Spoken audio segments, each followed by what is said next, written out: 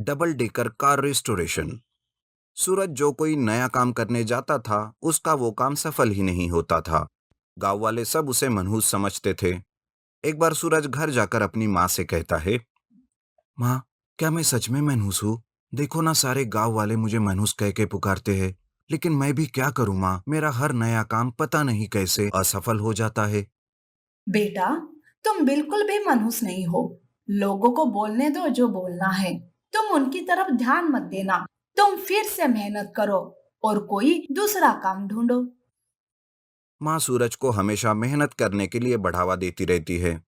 एक बार सूरज कार चलाकर पैसे कमाने की सोचता है। इसलिए वो किशोर नाम के आदमी के पास जाता है और वो कहता है, किशोर जी, मैं भी कार चलाकर पैसे कमाना चाहता हूँ। क्या आप मुझे अपनी कार किराए से दे सकते हो? हाँ हाँ, क्यों नहीं। पर शाम को मुझे किराया समय पर मिलना चाहिए। समझे कि नहीं? तो फिर कल सवेरे आ जाना। मैं तुम्हारे लिए कार तैयार करके रखता हूँ। सूरज खुशी से वहां चला जाता है। दरअसल किशोर के पास कई सारी कार थी, जो वो किराए पर देकर पैसे कमाता था। पर वो पैसों का बहुत ही लालची था। सूरज के जाते ही वो अपनी एक पुरानी कार के पास जाता है और सोचता है, अरे इस मनहूस सूरज को ये पुरानी कार सौंप देता हूँ, ताकि आगे चलकर कुछ हो जाए तो सारा कसूर उसके सर पर थोप दूंगा।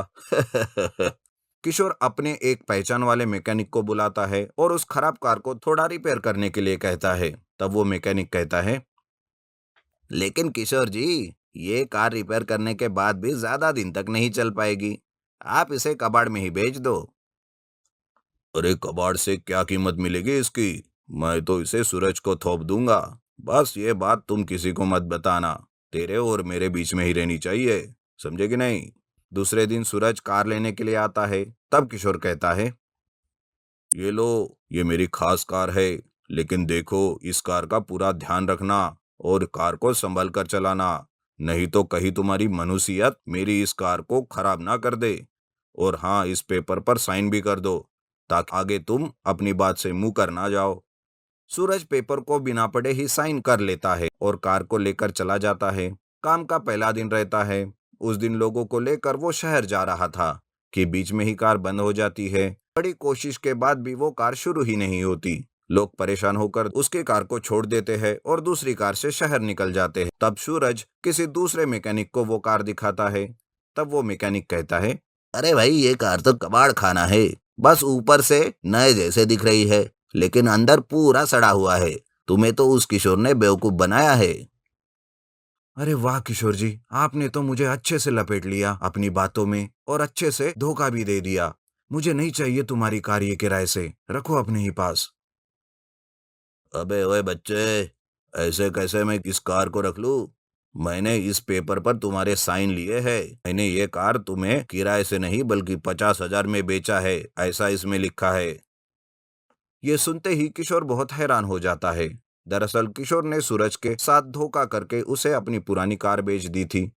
लेकिन सूरज इस बात को मानने के लिए तैयार नहीं रहता। तब किशोर कहता है, सुन सूरज, मेरे पास पेपर है। अब तुम भी अपनी बात से मुंह कर नहीं सकते, वरना मैं पुलिस के पास चला जाऊंगा।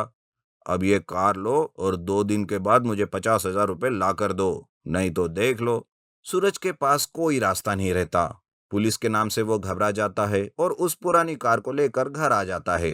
सूरज बहुत ही चिंता करता रहता है कि 7 दिन में 50,000 का इंतजाम वो कैसे करे। तभी वहां किशोर का एक मैकेनिक आता है और वो कहता है, अरे सूरज, मुझे माफ कर दो यार। किशोर की चालाकी मुझे पता थी, लेकिन मैं फिर भी चुप रहा और तुम्हें कुछ नहीं बताया। लेकिन मैं तुम्हें इस कार का रिस्टोरेशन करके देता हूँ और ऐसी एक डबल डेकर कार बना के देखता हूँ कि जिसे सब देखते ही रह जाएंगे। किशोर का वो मैकेनिक उस पुरानी खटारा कार को रिस्टोरेशन करके उसे डबल डेकर कार में बदल देता है। सूरज ये देखकर बहुत खुश हो जाता है और काम पर लग जाता है। तब सारे लोग उस डबल डेकर कार को देखकर चकित हो जाते हैं। अब तो हर रोज कोई ना कोई सूरज की कार से जाना चाहता था। सूरज डबल डेकर कार से अच्छे पैसे कमाने लगता है। ये लो अभी 25,000 रुपए। बाकी के 25,000 रुपए मैं अगले हफ्ते दूंगा। और हाँ, तुम्हारा बहुत बहुत धन्यवाद जो तुमने अपनी पुरानी खटारा कार मुझे बेच दी।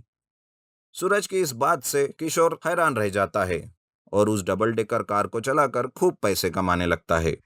सुंदर बस्ती नामक गांव में रतनलाल नाम का आदमी अपने साले मनोहर के साथ रहता था। रतनलाल की बीवी अब इस दुनिया में नहीं थी, तो वो अपने साले से घर का और बाहर का सारा काम करवाता। अरे ओ मुन्नो, जरा बाजार से सब्जी तो ले आना। ठीक है जीजाजी। घर के सारे काम करवा कर भी रतनलाल मनोहर को ठीक से खाना तक नहीं देता। कभी कभी तो बेचारा भूखे पेट सो जाता। एक दिन रतनलाल ने खाने के लिए बाजार से मुर्गी मंगवाई। मनोहर मुर्गी लेकर आ रहा था, पर रास्ते में ही मुर्गी फड़फड़ाकर उड़ गई। मनोहर ने बहुत पकड़ने की कोशिश की, पर वह हाथ न आई। जीजाजी, वो मैं जब मुर्गी ला रहा था ना, तो मुर्गी उड़ गई। क्या तुमने मेरे 200 का नुकसान कर दिया?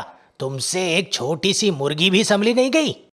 इस तरह रतनलाल ने मनोहर को डांटते हुए घर से बाहर निकाल दिया। तब मनोहर बेचारा भूखा प्यासा गांव के बाहर एक पत्थर पर जाकर सो गया, और सोते हुए उसे सपने में एक आवाज सुनाई दी। पत्थर हटाकर अंदर आओ, पत्थर उठाकर अंदर आओ। सपने में यह आवाज सुनकर वो एकदम चौंक कर खड़ा होता है। ये कैसा सपना है, और मुझसे कोई पत्थर हटाने क्यों कह रहा था? तो मनोहर पत्थर उठाकर देखता है कि एक सुरंग जमीन के अंदर जा रही है। तो मनोहर भी उसके अंदर चला जाता है। अंदर जाकर वो देखता है कि एक बहुत ही सुंदर सोने का पेड़ लगा है। तभी पेड़ से एक आवाज आती है।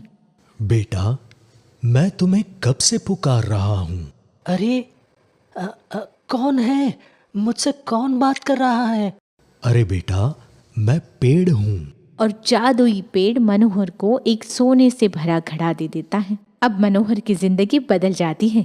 मनोहर अपने लिए एक नया घर बनवा लेता है, नई गाड़ी और राशन की नई दुकान खोल लेता है, और उस पेड़ की पूजा करने सुबह शाम जाता है। रतनलाल ये सब देखकर सोचता है, अरे इस गधे के पास इतना पैसा कहाँ से आ गया? इसको तो मैंने घर से भिखारी के जैसे निकाला था, पर ये तो माला माल हो गया। पता करना पड़ेगा। और एक दिन जब मनोहर पेड़ की पूजा करने जाता है, तो रतनलाल देखता है कि मनोहर जमीन के अंदर किसी सुरंग में जा रहा है। तो इस सुरंग में ही कोई राज है। और रतनलाल मनोहर का बाहर आने का इंतजार करने लगता है। जैसे ही मनोहर बाहर आकर अपने घर की ओर चला जाता है, मौका पाकर रतनलाल उस सुरंग में घुस जाता है और देखता है, ओ बाप रे, ये तो सोने का पेड़ है। तो मेरे साले साहब के अमीर होने का ये राज है। अगले दिन रतनलाल अपने साथ एक कुल्हाड़ी और आरी लेकर आता है और पेड़ को काटने लगता है। तभी पेड़ से आवाज आती है, दुष्ट आदमी, पेड़ को काटा नहीं जाता, उसकी पूजा की जाती है। तुम्हें काटकर घर ले जाऊंगा, फिर वहीं तुम्हारी पूजा करूंगा और मैं माला माल हो जाऊंगा। और पेड़ को काटने लग जाता है। तभी अचानक पेड़ वहां से गायब हो जाता है और रतनलाल निराश मन से घर को लौटता है। तो देखता है कि उसका घर टूटकर गिरा होता है और उसे बहुत नुकसान हो जाता है। और रतनलाल को ये समझ आ जाता है कि उसने क्या क्या गलती की है। जब मनोहर पूजा के लिए सुरंग में जाता है, तो पेड़ वापस जैसे का वैसा हो जाता है और खुशी खुशी पूजा करके वापस आता है। अब मनोहर की जिंदगी खुशहाली से भर गई है। जादुई इलेक्ट्रिक साइकिल। हस्तिनापुर नाम के गांव में मदन नाम का कुरियर बॉय रहता था। वो अपनी साइकिल पर घूमते हुए लोगों को कुरियर पहुंचाता था और आए हुए उन पैसों से वो अपने माता पिता की देखभाल करता था। उनके माता पिता मदन की शादी करना चाहते थे। वो कावेरी नाम की एक लड़की को देखने जाते हैं। कावेरी उन्हें पसंद आती है। कावेरी मदन से बात करने के लिए कहती है। शादी से पहले अगर एक दूसरे के विचार जान लेंगे तो अच्छा होगा कहकर माता पिता भी मान जाते हैं। आपने कहा आपका नाम मदन है? हाँ कावेरी, कहो मुझसे क्या बात करना है? मेरे बारे में क्या जानना चाहती हो? मुझे सिगरेट दारू पीने जैसी कोई भी आदत नहीं है। देखो मदन, मैं इलेक्ट्रिक इंजीनियरिंग में पढ़ती हूँ और तुम हो कि 10th क्लास भी पास नहीं हुए हो और ऊपर से कुरियर बॉय की नौकरी कर रहे हो। कोई चोरी तो नहीं कर रहा हूं ना कावेरी? भगवान ने जो रास्ता बताया है, ईमानदारी से वही कर रहा हूँ और जो मेरे पास है उसमें खुशी से जी रहा हूँ। मेरे लिए ये काफी नहीं है मदन। मेरी बीवी अच्छी पढ़ी लिखी है कहकर तुम शान से लोगों से कह सकते हो, पर मेरा पति एक कुरियर बॉय है, ये मैं नहीं कह सकती। अरे ये बात पहले ही बता देनी थी, हम चले जाते। इतना टाइम वेस्ट तो नहीं होता ना। मैं अपने परिवार वालों से कह नहीं सकती। तुम ही कह दो कि मैं तुम्हें पसंद नहीं हूँ और यहाँ से चले जाओ। मदन सारी बात समझ जाता है और लड़की पसंद नहीं है कहकर अपने माता पिता को लेकर वो घर आ जाता है। उसके माता पिता उसे पूछते हैं कि लड़की अच्छी थी, दोनों की जोड़ी भी बहुत अच्छी लग रही थी, तो क्यों तूने मना कर दिया। मदन सारी बात उन्हें बताता है और उदास होता है कि उसके माता पिता उसे तसल्ली देते हैं। दिन ऐसे ही गुजर रहे थे। एक दिन मदन का दोस्त रवि और मदन दोनों साइकिल पर जा रहे थे।